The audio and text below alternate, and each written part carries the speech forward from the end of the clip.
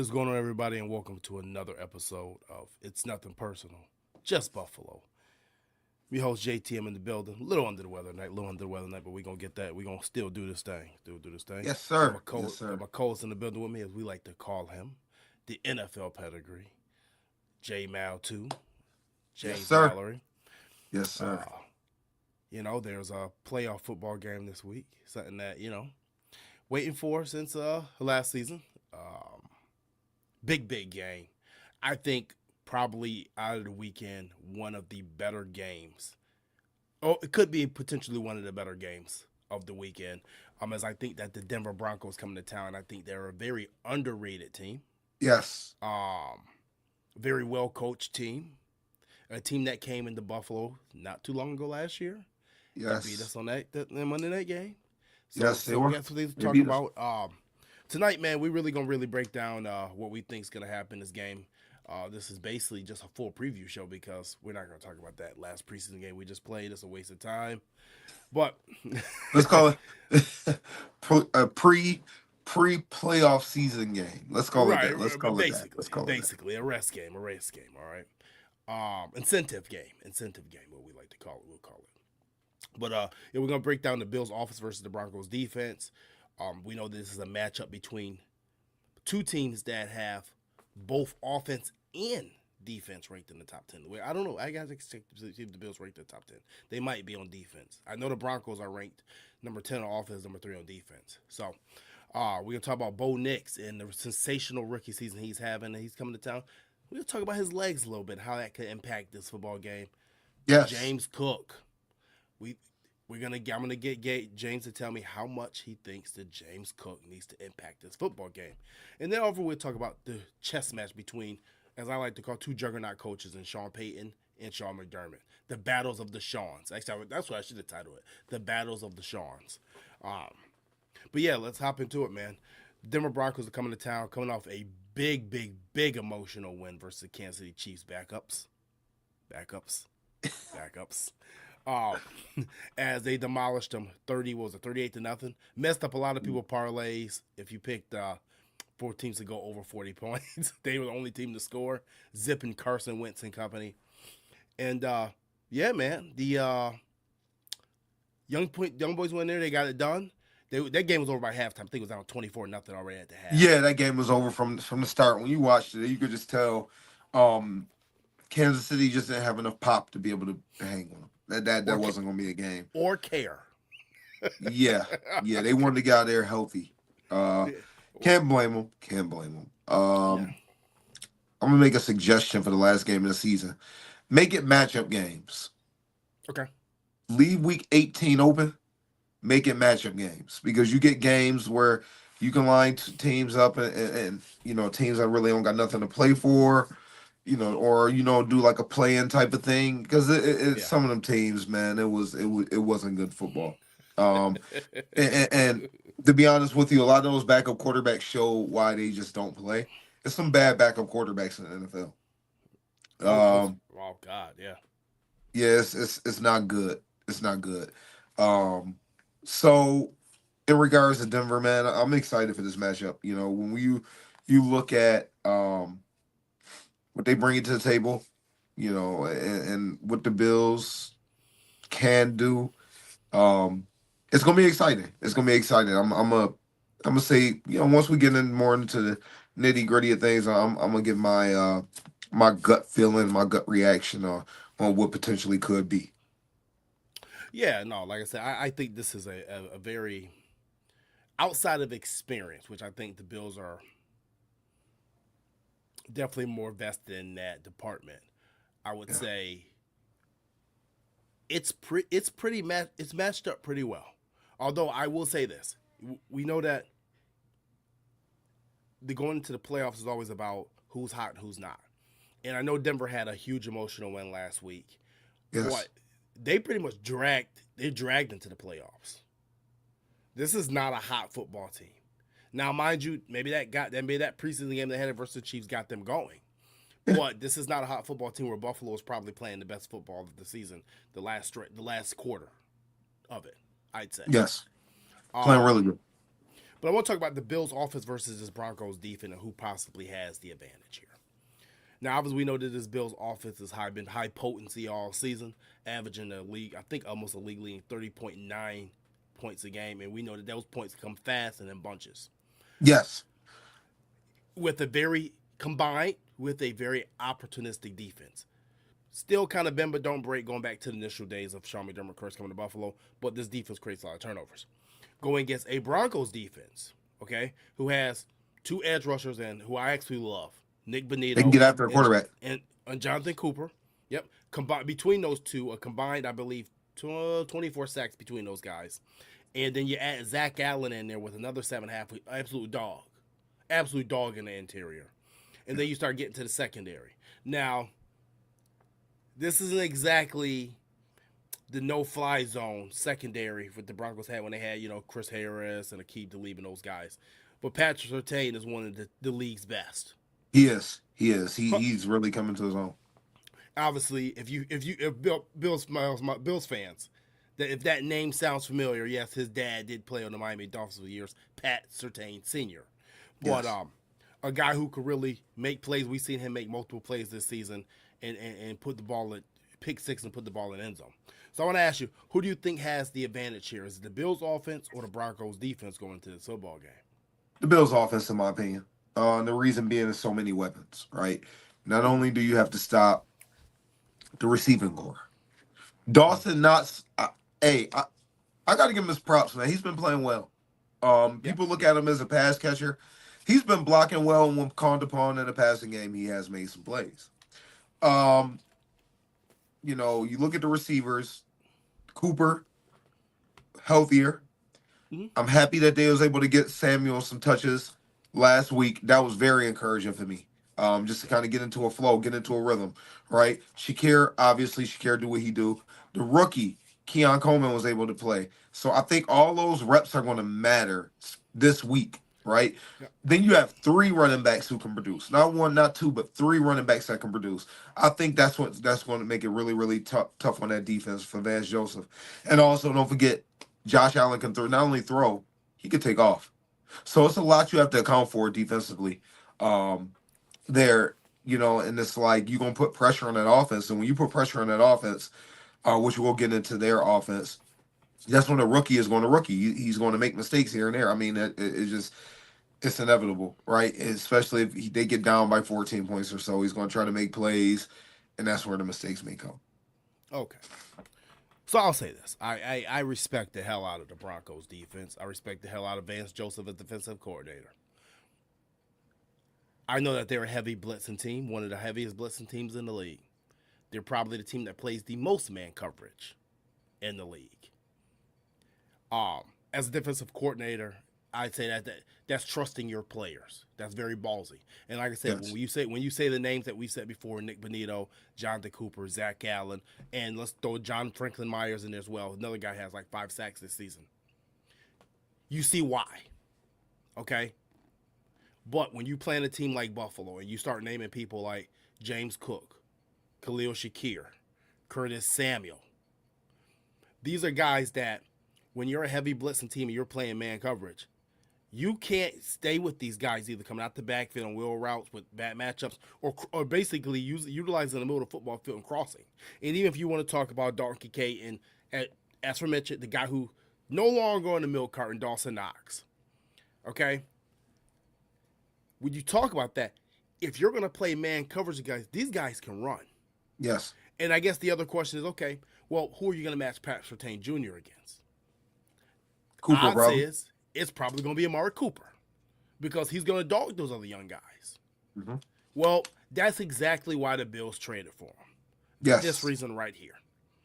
Because now, and like I said, once again, much respect.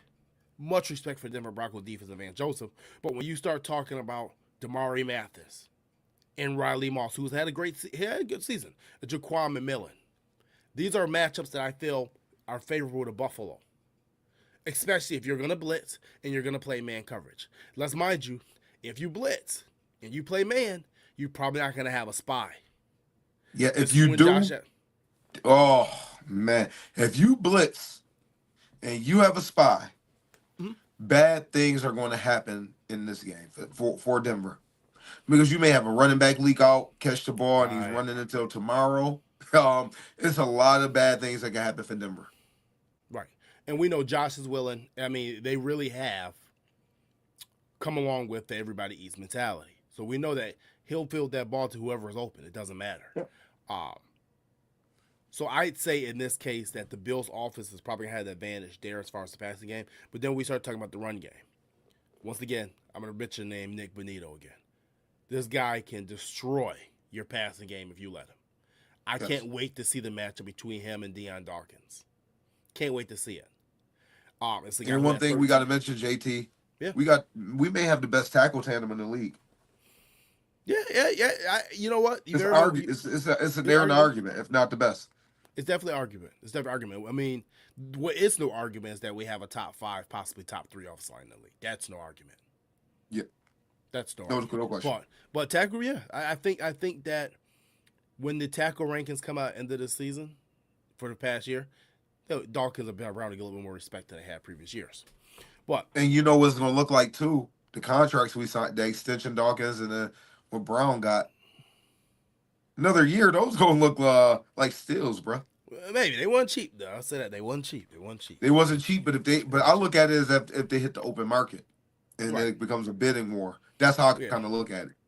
Yeah, but For there's them all not to even hit the market and try it. Yeah, no, it's good moves. But no, but Nick Bonito, man, like this is a guy like 13.5 sacks this season, 24 QB hits. When I look at him, like I said, I look at him as a young player. He reminds me a lot of Von Miller. Not as strong as Von is, not as polished as pass rusher Von was, but his quick first step does. What year is he in? Nick Bonito, I think he's in year 3. Okay, I thought so. I was Either going to year say 3. 2. I'm pretty sure 2 or 3. Yep. So, but when I was going through the numbers, I look at the stats. Obviously, you know, I'm not a big fan of PFF, but I will use it from time to time. He's a guy that, just like Micah Parsons, when we played Dallas last year, you could run the ball at. And that's how you neutralize him and take him out the football game. You take him out the football game by pounding it right at him. Now, the guy on the other end, Jonathan Cooper, is a little bit more steadier. He's a lot more sturdier against the run. And like I said, once again, no slouch, athletic guy, 10.5 sacks this season. Yep. I'd also say that the Broncos linebacking core is probably not top tier. Like I said, no disrespect to those guys. But Justin Strand, Cody Barton, Drew Sanders, it's not really. You get to the second level, they got problems. Let's say that. The running backs get to the second level, it's gonna be a problem for them. Basically, and once again we go back to the man coverage conversation. You get to the second level, there may be if it's an RPO type of deal, backs are turned. Absolutely. Okay? So I would say that the advantage in the run game is probably to the Bills, but let's reverse it. Let's reverse it now. Okay, Broncos offense versus the Bills defense. This is the Bills defense who have been really up and down this season. Sometimes they've looked really, really good. Sometimes they've looked really, really bad and made us scratch our head and question things. We know that Sean Peyton is going to have that offense ready to go, most likely. Yes. If he can coach to an experience, that's one thing. But we know as far as play calling, he's one of the best to ever do it, hands down. We know he's elite, but let's keep it true. He has folded in big moments though. As a play caller. Oh yeah, 100%. They all have. Yeah, Ray Cruz put "We want Buffalo and Buffalo chants." Yeah, that was the crowd chant, and we're gonna talk about that in the another. Really? I didn't hear that. Oh yeah, they had a video. I watched it. Yeah, Ray Cruz, he's right on the money with that. Yep, they were chanting "We want Buffalo" to crowd after they beat Kansas City. Careful what you ask for. But I want to go back. What do you see from this Broncos offense versus the Bills defense? This is a team that they do not have a set running back. You may see Javonte Williams, you may see Audric Estime, you may see Jalen McLaughlin. There's no point in time where you're gonna see him. You have a really a kind of different receiving core. Rookie in DeVelle, rookie in Troy Franklin, Marvin Mims, who we're gonna talk about, I think is absolute game breaker. And obviously Cortland Sutton, the guy that's been around, been doing it for a while. Hit his 1,000 yards this year. Um, you know what I he gives think you. I think Benford would be a good matchup for Cortland Sutton. I Yeah, really, really like. I'm really, really interested in seeing that matchup. If Benford wants to get paid, that's a matchup he gotta come and show up and show out. Right, a bigger receiver. That's what we got. That's what we got you there for. Right, you got a bigger receiver. You're a bigger corner. Take him out the game. Right, ball out, lock him up, and I mean, other guys are going to do what they do. But I think that's going to be a key matchup right there because you can't let Sutton go off. You can't. right. And I mean, speaking of that, obviously, like I said, this is a team that Sean Payton sometimes loses balance. He's always done that. He's always been that way. He will lose balance in the game in a heartbeat, and it'll be 70 pass or 30 run. And we've seen that at times here in Denver, which I think is why this offense has struggled at times. But I also say that's also why the development of Bo Nix was kind of sped up here. Yep. But speaking of Bo Nix, I got this question that is containing the legs of Bo Nix a key to winning? When I look at this matchup and I look at the seasons he had, absolutely, absolutely great rookie season from him. Better than I expected, to be honest with you. I didn't think he'd be a starter this year. It reminds me of the drought breaking game, Bills versus Jags, and Blake Bortles. And what worries me is how bad Blake Bortles hurt us with his legs, particularly on third down in that playoff game. Wasn't it like Obviously, I think 3-6 or some dumb score like that end up being? yeah, it was something dumb. It was something dumb. 96, 93, whatever it was. Yeah, something weird. But Bo Nix is a guy who had 41 rushing first downs this season. A success rate of 56% when running the ball is what they gave him. Now, I know he's probably the most accurate quarterback that came out in this draft, but I have to ask you, do you have to contain his legs on third down for 10 drives? To allow him not to 10 Absolutely. drives. Yeah. Absolutely. You got to be able to contain them. You got to keep them third and long. Anything third and five-ish and shorter, I don't like it because then now you really have to account for him using his legs. So I definitely think that's key to our success is being able to stop him from being able to convert third downs, even second downs, right? So we got to keep him behind the sticks and be able to force him to have to make difficult throws.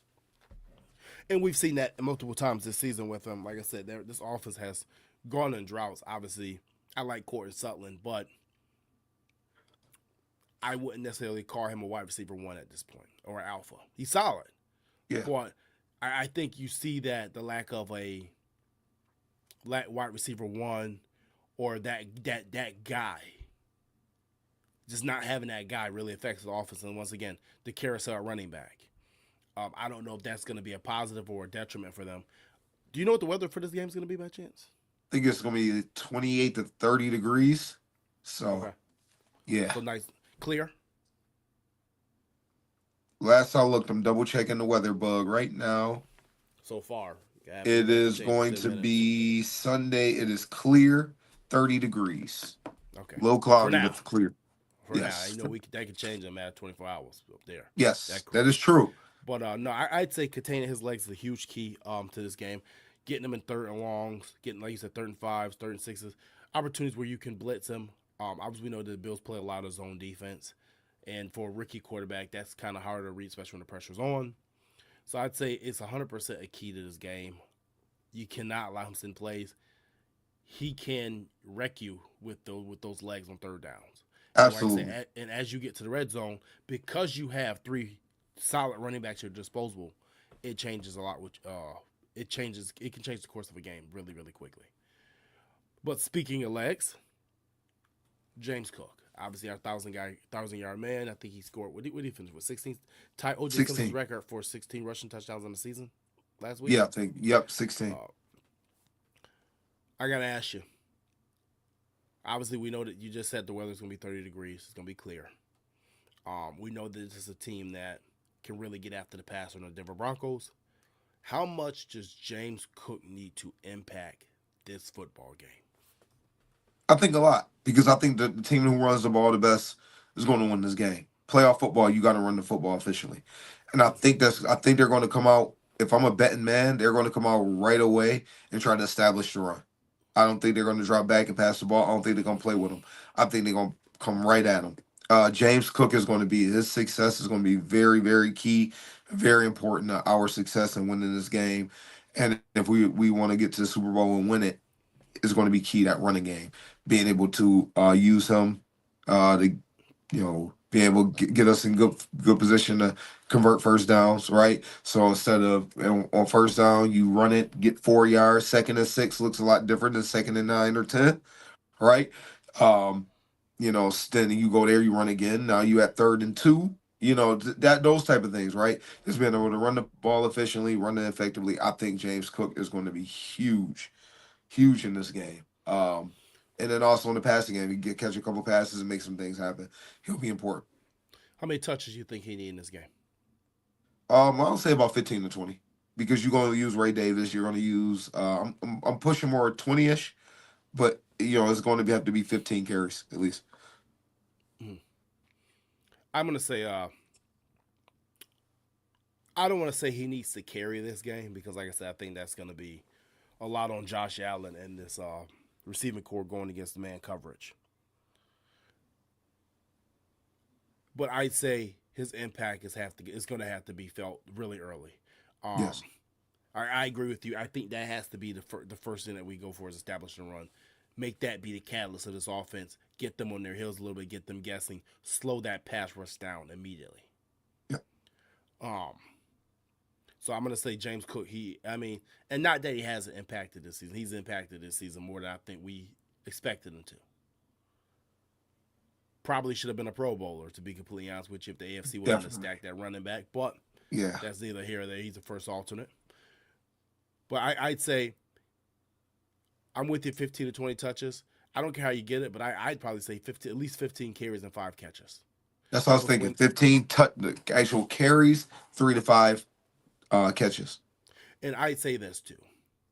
At some point in this game, with the way the Denver Broncos play defense, you're gonna have him matched up on a linebacker with a wheel route Yeah. Yeah. because of the way they play their defense. You just can't miss it. Josh Well, can't miss they it, and may he have can't learned from drop it. Detroit. Detroit tried that. That didn't work out too well, JT. Yeah, I but Joe. they play a very similar coverage style to Detroit, and it's almost a given that you're gonna see it at some point. Yeah, JT, man. Joe Brady had a cake baked for them, huh? So Yeah, uh they they try that. It may be some mismatches out there. They better send some exotic blitzes or something like that. Then if you do send those blitzes, you got to get home because Josh Allen, if you do blitz, you miss and he take off, he uses legs. We talking about gashing. I mean gashing the offense or the defense, excuse me. 100%. So it can get ugly for him.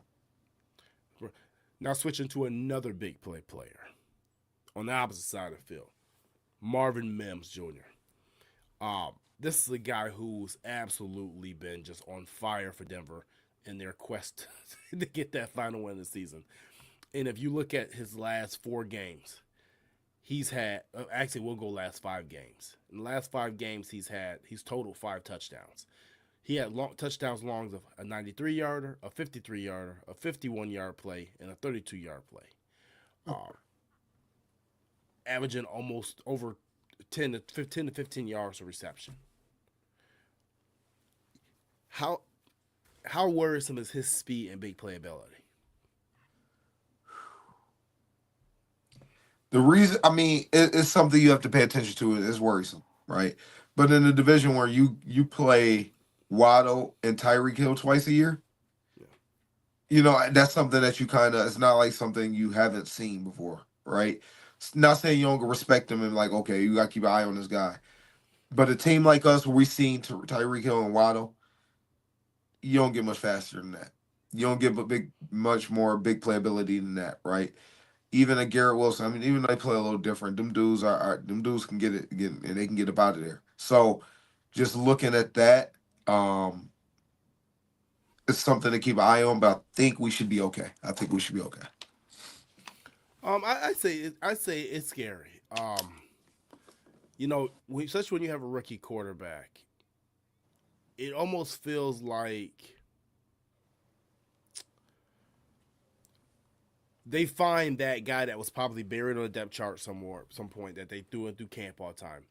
And at some point in the season, normally the second half of the season, they get hot together and they click. If you remember, it happened with Josh Allen and Robert Foster.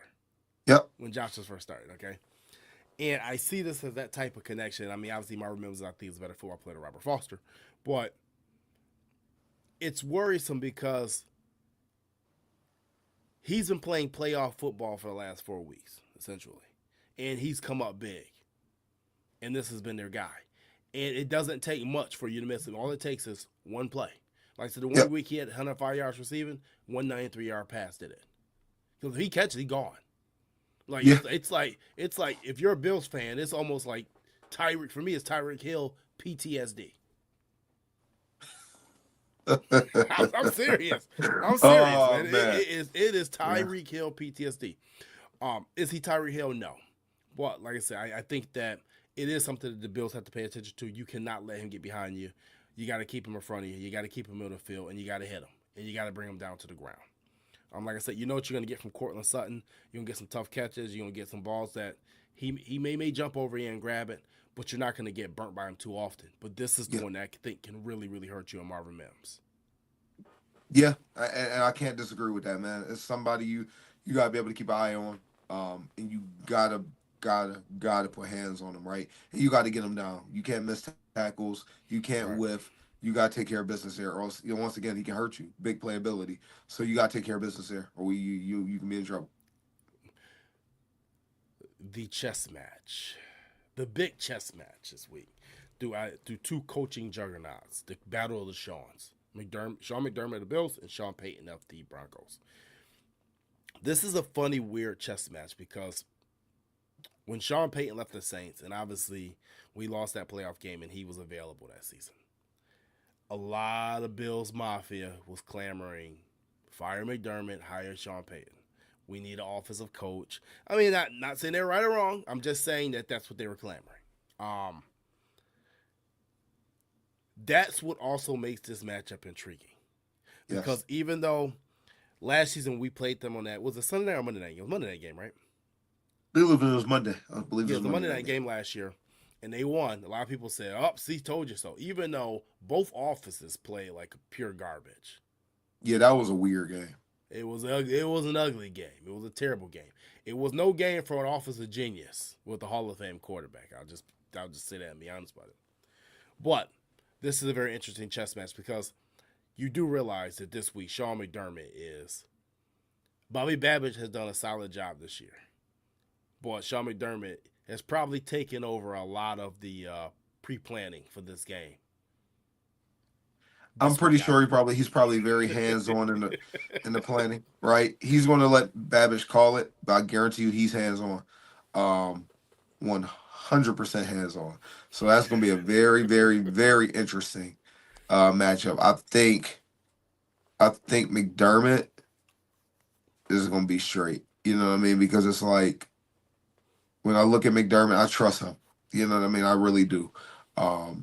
Peyton. He's an elite play caller.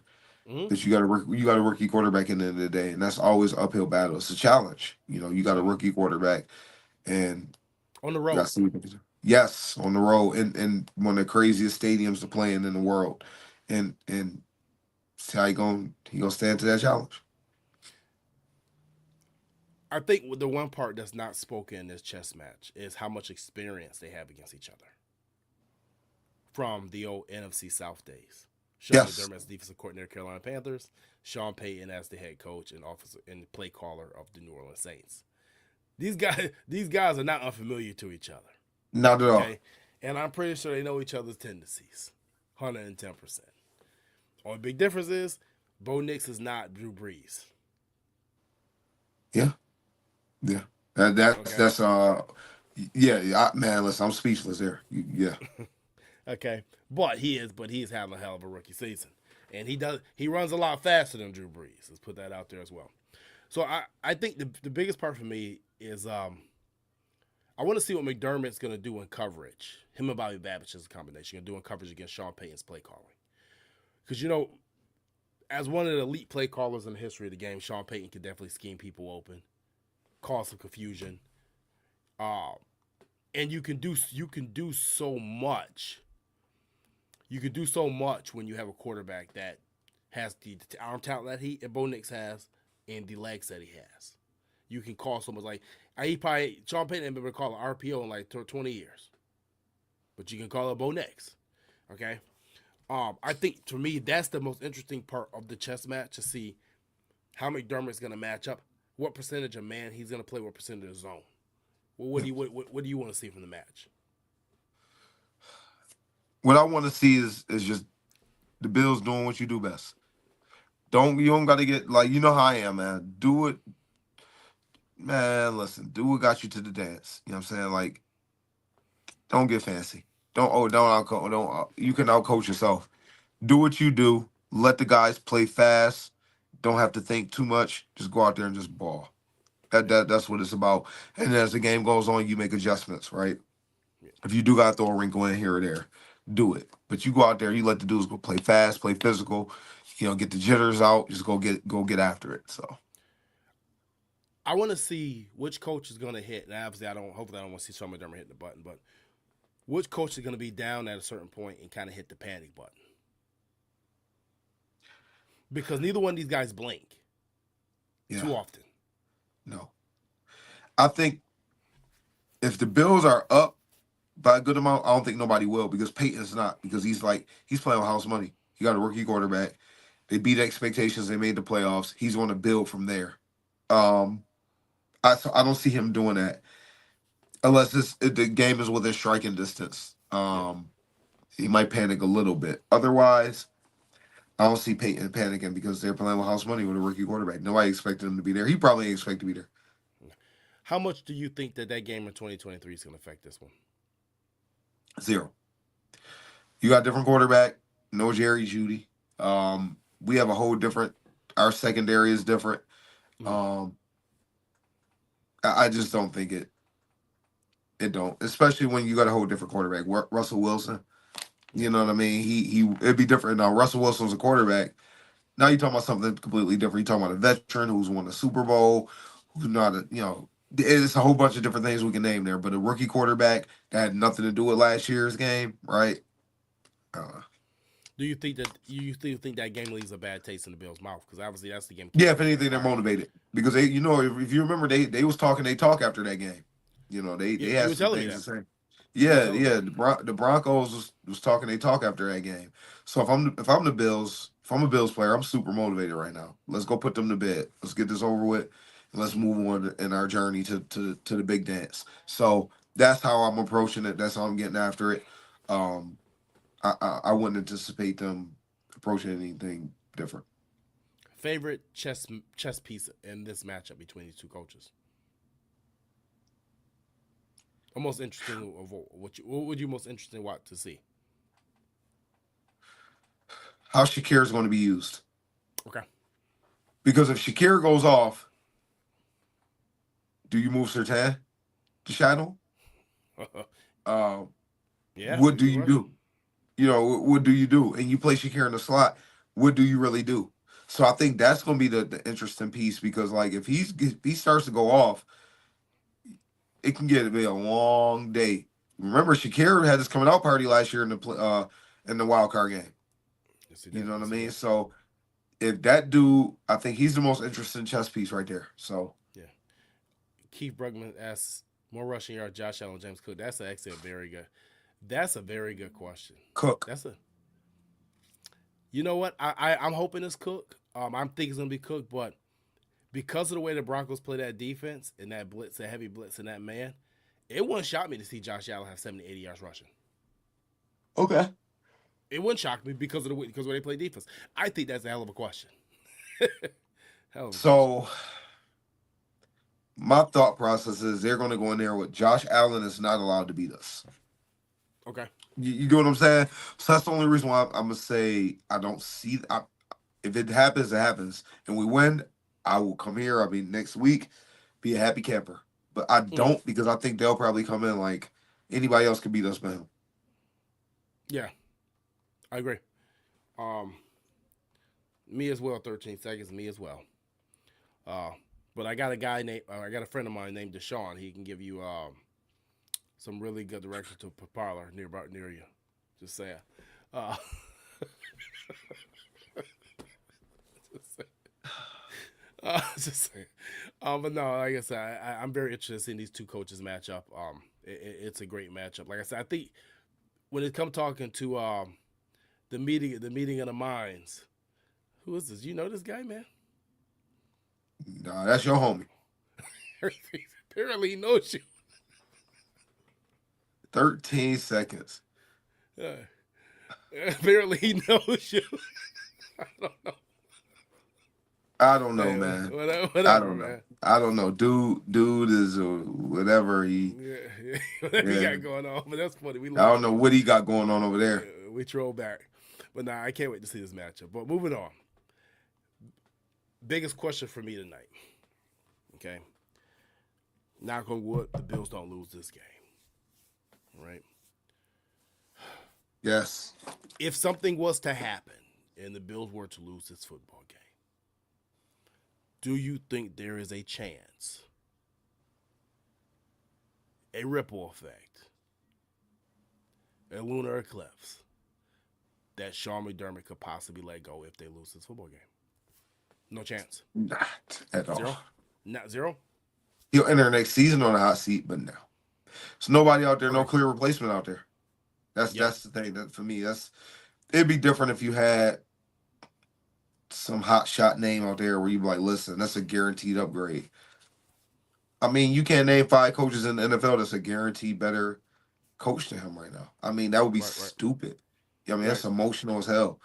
Absolutely not. Right. Okay, obviously I've been thinking about this one all year. Obviously I think that the Bills, in my opinion, the Bills have kind of overachieved from what I thought they would be at. Obviously I had them at 9-8 this season and possibly missing the playoffs. You didn't. You're right. You didn't. You had faith in the whole time.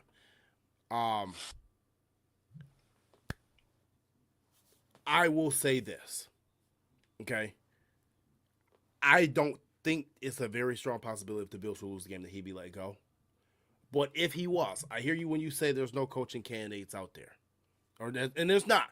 Like I said, it's very slim pickings this year. But I think there's only one coaching candidate the Bills will look at anyway if they did that. Belichick. And how? Nope. Joe Brady. I believe they stay in house. I believe because it would be the only way that you'd be able to keep everything else that he's built intact, from the scouting department to everything. It's the only possible way. Yeah. So my thinking was, if that was to happen, it'd have to be Joe Brady, and we know that Joe Brady's already getting interviewed by the Jets. He's probably gonna get interviewed by the Saints, and probably another team too as well. He's gonna be your next. He's gonna be a head coach by the end of next season, regardless, in my opinion. And Well, that's why next year you make the move if that was the case, in my opinion. Right. So, like I said, if you ask me if it's a chance, there's always a chance. It's the NFL. You're dealing with billionaires, right? Billionaires make emotional billionaire decisions. Do I think Terry Pagula would do it? No. Why? Because McDermott has actually brought a lot of money to the Buffalo Bills. He changed the whole culture. I don't think people give him enough credit for what he did, man. Yeah. Like, he changed the whole narrative of the Bills as a laughing stock. Right. Like, people was like, man, I ain't going Buffalo. Man, that dude changed a lot. And I don't think he get the props he deserves. Right. Keith Bruckman brings up a Ray Cruz says promotion, Brady promotion. If so, I think I agree with you there. Keith Bruckman brings up a good point, says, well, Ben Johnson will be a highly enticed to take over this stacked Bills team, which I agree with. But then I asked this question, right? We saw these two go toe-to-toe on that awesome game between the Bills and Lions. And I thought that, I didn't think Ben Johnson lost any steam that game for the Lions taking L. I thought that Joe Brady may have closed the gap a little bit as far as how he was viewed as a possible head coach candidate. Joe Brady showed he can go bang for bang with him. Right. So my thing would be with that would be hold on. There we go. We'll put you in. We'll delete that. Hold on. And we're gonna put you in timeout. There you go. All right. So I will say this: I've never had to ban somebody before, but it's the first time for everything. That's your 13-second person? Yeah, you don't even know what he said. You don't even know what he said. but but I would That say bad? this. Yeah, it's pretty bad. But I would say that Joe Brady is not that far behind Ben Johnson. But the only difference is, like I said, they're bringing a Ben Johnson in, except opposed to Joe Brady is Ben Johnson's going to bring everybody his own people in. Whereas Joe Brady, you're gonna retain Bobby Babbitt. You're gonna retain your secondary coach, your receiver coaches. Just you're probably gonna get people. Some people gonna get promotions, and you're gonna bring other people, other extra people in to take over probably the positional jobs. But I would say that would be the only way that you would do it. So, uh, like I said, we are both Sean McDermott fans. I don't even if the Bills did, I would be like hell no, still bring him back because I thought this was his best coaching job this season, in my Yes. opinion. And I thought that this was the first season where he really had his proteges underneath him. Like it's almost like if you guys watch Teenage Mutant Ninja Turtles were growing up, Master Splinter, right? And you got the little Donatello, Michelangelo. He had his Raphael and his Donatello. You know what I mean? Yep. With him, with Bobby Babbage and Joe Brady. And that's the first time he's had it. So I would say it's a very, very, very, very slim chance. But there's always a chance where you deal with billionaires. We saw years ago, Jerry Jones fired Jimmy Johnson. Anything's possible. We saw Flovey Smith get fired for Dirt Cutter. Anything's possible. I don't think Pagula will be that dumb, but anything's possible. Yeah. Yeah, you're right. Anything is possible. I just don't see it, but anything is Yeah, possible. I don't see it. Like I said, I'm with you. If they lose this game, that seat gonna be welding hot going into next season. Yeah. Because then the narrow's gonna be, oh, you wasted Josh Allen's MVP season. Along with the narrative they've been saying, oh, you're wasting Josh Allen's prime, like the narrative that we hate. Like, So if that's the case, is Harbaugh should he be on the hot seat too? yeah, he should by now, he should. But they're gonna say Harbaugh's been to the Super Bowl. He has one, right? Right. So, but yeah, man. I mean, other than that, man. Any final thoughts for this playoff game? It's gonna be very, very exciting. I'll be at work that day, unfortunately, but um, I think it will be a challenge. It will be a good test. I'm gonna tell you this, and this is bold. I'm gonna do my JT. I'm gonna set up. oh boy, The Bills win this game. Mhm. I think they're going to the Super Bowl. Off this game. Yes. I'm gonna tell you why. So how things are lined up, I think this is gonna be the real challenge for them. Mental hurdle, being able to get over this, right? Mm. I don't think Baltimore is going to beat Pittsburgh. Baltimore's without Zay Flowers, Is he? right? Oh, he's out. He's out. And if Zay Flowers if he's not healthy enough to play this week, if he does play, God willing, we beat them and we play them next week here if they win, he's definitely not going to be healthy enough to be impactful here. You understand what I'm saying? And he's a key to he's the key to their passing game, right? Without that, who do you fear? Who do you Right. fear? Right? I just don't think you can come into Buffalo without Zay Flowers. Unless Derrick Henry just goes off, and I just don't see it. You know what I'm saying? And that Kansas City or any of those other teams really don't scare me, right? I respect Right. them. Right. Don't get me wrong, don't get it twisted. But I think it's a line for if we take care of business like we're anticipating, I think we could be all right. And if Pittsburgh beat the Ravens, Yep. They're going to be so emotionally drained from the last few weeks and physically drained. They're not going to come here at their best. No. Period. No. They're not. No. They're not. And I don't think they have enough offensive firepower to beat us. No. So that will put us in the AFC Championship game, right? Against Can't see. no, we wouldn't play. No, we wouldn't play Pittsburgh here. It would be. I'm sorry, I'm wrong. It would Well, be it'd have to be who? it had to be Chargers or Yeah. Yes. Yes. The Chargers Chargers. I'm or talking. Houston. Yes, the Chargers. Houston. We know where they are. They limped, crawled, whatever you want to call it, into the playoffs. Right. That we did play horrible against them. That we should have beat them. But that's a Yeah. whole nother. We play horrible. That We game. play horrible. They know it is. They come to Buffalo. No Tank Dell. No Stephon Diggs. Right. No, not happening. And CJ Stroud has not been playing well. So when I kind of look at those things, I align it, right? I don't see it, JT. I think this Mhm. this could be a run here. But No, we'll that's we'll right. see. We gotta take care of business one at a There you time. go. Stack them up, knock them down. One game at a time, right? Four more to go. So I'd say this, and I'm actually gonna, I'm gonna answer Keith's question about do they cover the 8.5 point spread. I actually think they do this game. Okay. I think that this is a veteran team. I think this is a team that knows how to win. They know how to get. They know what they need to do in the playoffs. I don't think you're going to see any early game jitters. I don't even think they're going to come out slow like some of the other playoff performances they've had in the past where they come out slow for the first half. I don't think you're going to have that. I think you got a team that got healthy at the right time. I think you got a team that got right at the right time. I think they may steamroll these guys.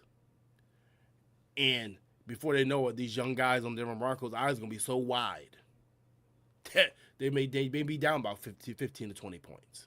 Yeah. So, I would just say that, and then I said, as far as Super Bowl, I'm not sure. Like I said, we got to see what happens. Like I said, I'm taking one game at a time. I just think that Josh Allen is gonna. I think this is the year that we're gonna see like a ridiculous performance from Josh Allen throughout the playoffs. I can see that. I can see that. I definitely can see that. But you know what? Another thing, they're going to test our safeties early. They're going to test Yeah. some dudes out. Oh yeah, they will, and I think that's one of the things that's going to get them in trouble, because as questionable as our safety play can be at times, I'd say I question that receiving group as well, for you to be testing it. Very dangerous game plan against a team that has lived off turnovers this season. But Sean Peyton is, like I said, he's a ballsy guy. Yeah. He's a ballsy guy. Appreciate you, Keith. What's going on, Dougie? How you doing, man? Yeah, thank you, Keith. Yeah. Doug, thank you. Yeah. So, but yeah, man. Other than that, Ray Cruz asked, "Is there any chance you think Hyde suits up this week?" I don't think so. Did they already say that he wasn't?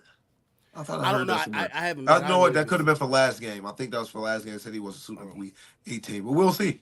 We'll see. We'll see. You never know. But yeah, man. Other than that, Bills Broncos. It should be. I think it's gonna be a decent game, but I do think that the Bills are gonna end up winning this one and covering the spread by double digits. And then we'll get ready for week 2, hopefully, if that's the case. Now, if They it's us in Baltimore, you think it's gonna be that Sunday night game? My guess would be yeah. My guess would be yes. Well, maybe not. I don't know. NFL's weird. It doesn't matter. The thing is, it doesn't matter. It doesn't matter where you put the Bills because of Bills Mafia. It doesn't matter what time slot you put them. We're gonna draw the most ratings out the weekend regardless. You could put us at 11 a.m. on a Saturday, and we're still gonna outdraw the other games because that's just Bills Mafia. So the NFL knows. So no, they may put it early. I don't know. Good question. Keith says surprise player of the game is James. Terrell Bernard. Okay. I like that. For me, surprise player of the game will be Amari Cooper. Ooh, good. Cool. Amari Cooper. I got a feeling it's gonna be Coop. I got this feeling. So, but hey, man, good show. Thank you guys for joining us on a Thursday. I know it's a little different, but obviously there's no reason to do a Tuesday show because we're not recapping that preseason game last week. So No, for real.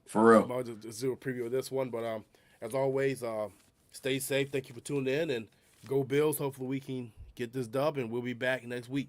Yeah, we will be back on Tuesday though next week. Yes, sir. When we'll be back. So, all right. As always, catch you guys later. Peace.